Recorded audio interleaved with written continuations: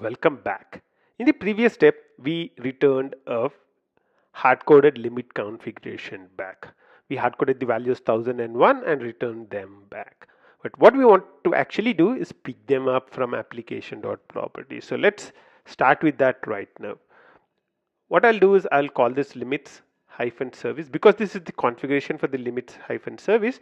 I'll say limits hyphen service dot minimum is equal to 99, and I'll also configure a maximum is equal to 9999. So we are configuring a couple of values in the application.properties. So for the limit service, I'm saying minimum is 99, maximum is 9999. What we want to do is we would want to be able to return these values back as part of this service. We want to pick the configuration from the application.properties and return them back. One of the ways I can do that is by putting an @value annotation and try and read the value from the property file. But with Spring Boot, there is a better approach to reading the values from configuration. One of the best things about Spring Boot is the approach called configuration properties. Let's use that to read the values from the property file. So what I'll do is I'll go to the package com in 28 minutes microservices limit service and create a new class. I'll call this configuration and say finish. The first thing I want to make sure that this is recognized as a component, so I'll add a add component in. I would want Spring to manage this. The second thing I want to do is I would want this to be a configuration properties file. So I would need to add an annotation configuration properties, and I would want to add a prefix. The prefix we have been using until now is limits hyphen service. So I would want to use that prefix over here. So anything starting with limits hyphen service in the properties configuration, I would want to read them. How do I want to read them?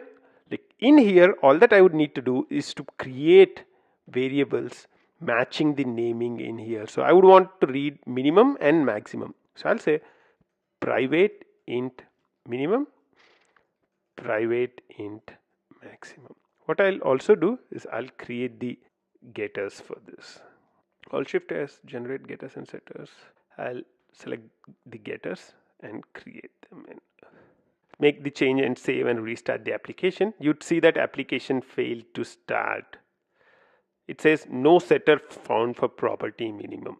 So one of the things is if you are using the configuration properties, it's not sufficient if you just create the getters. You also need to generate the setters as well. So let's quickly generate the setters as well. Select setters and do S and save.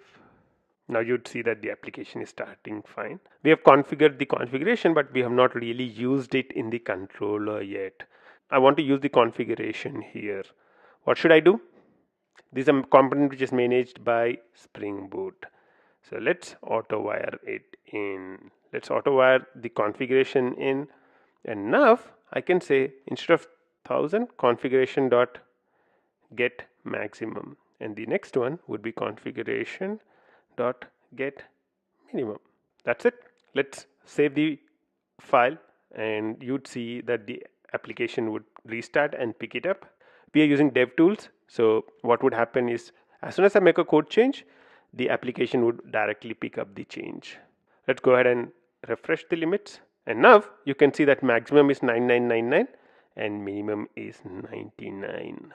Now let's see if it's really picking up the values from here. So I'll change this to 999 and 9 and save and refresh. Okay, you're getting maximum 999 and minimum 9. In this step, we quickly created an application configuration file. So we used configuration properties to create a configuration and pick up the values from the application.properties and assign them in here. And then this configuration can be auto-wired in wherever I need to read the configuration values. So we have auto-wired it in here and read the maximum and the minimum values and returned it as part of our service. We were able to invoke the service and retrieve the values back. With this step, our limit service is ready. It's ready to pick up the values from the application configuration. However, what we want to do with the limit service is connect it to a Spring Cloud config server. From the next step on, we will start setting up our Spring Cloud config server. Until then, bye bye.